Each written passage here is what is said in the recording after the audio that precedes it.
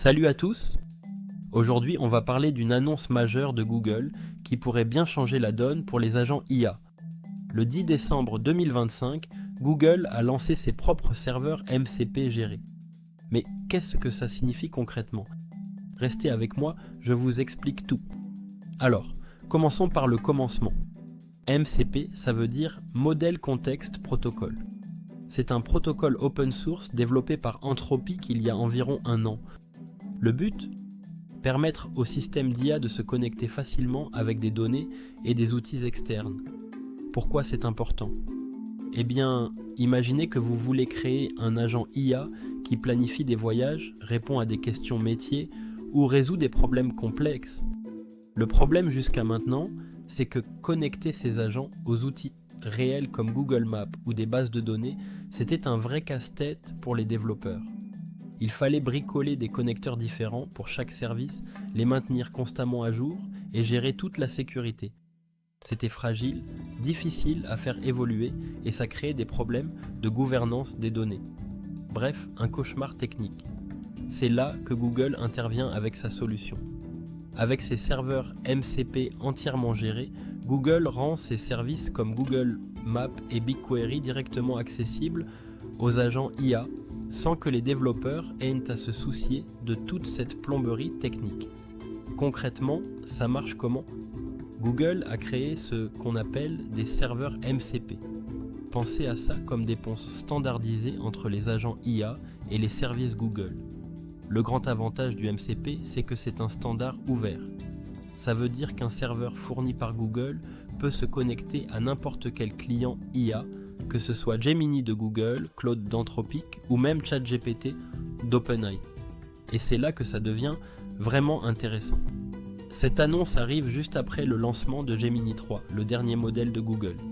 L'idée, c'est de combiner des capacités de raisonnement plus puissantes avec des connexions plus fiables aux outils et données du monde réel. Maintenant, parlons sécurité, parce que c'est crucial. Google n'a pas fait les choses à moitié. Tous ces serveurs MCP sont protégés par Google Cloud IAM, un système de permission qui contrôle explicitement ce qu'un agent IA peut faire. Il y a aussi Google Cloud Model Armor, qu'on peut voir comme un pare-feu spécialement conçu pour les agents IA. Il protège contre des menaces avancées comme l'injection de prompt ou l'exfiltration de données. Et pour les entreprises qui veulent de la transparence, il y a des logs d'audit pour suivre toutes les actions. En gros, les mêmes protections qu'on utilise pour les applications classiques s'appliquent maintenant aux agents IA. Mais Google ne s'arrête pas là.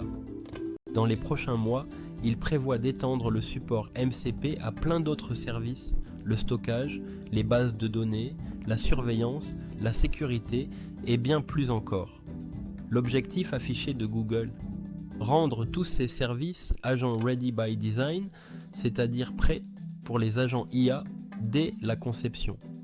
Alors, qu'est-ce que ça change pour nous? Eh bien, pour les développeurs, ça simplifie énormément la création d'applications IA sophistiquées. Plus besoin de perdre du temps à construire et maintenir des connecteurs fragiles. Pour les entreprises, ça ouvre la porte à des agents IA plus puissants et plus fiables qui peuvent vraiment interagir avec leurs outils existants. Et pour nous, utilisateurs finaux, on peut s'attendre à voir arriver des assistants IA beaucoup plus performants, capables de réellement accomplir des tâches complexes, comme planifier un voyage en interrogeant plusieurs services ou analyser des données d'entreprise en temps réel. Il y a un dernier point important à mentionner. Anthropic vient de donner le protocole MCP à la Linux Foundation, ce qui garantit qu'il restera ouvert et standardisé.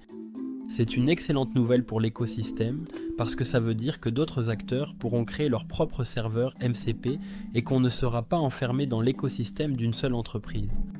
En conclusion, cette annonce de Google marque potentiellement un tournant dans le développement des agents IA. On passe d'un monde où connecter l'IA aux outils réels était compliqué à un monde où c'est standardisé et simple. Et ça pourrait bien accélérer massivement l'adoption des agents IA dans les mois et années à venir. Voilà, c'est tout pour aujourd'hui. Si cette vidéo vous a plu, n'hésitez pas à liker et vous abonner. Et dites-moi ce mois en commentaire, est-ce que vous utilisez déjà des agents IA dans votre travail? À très bientôt.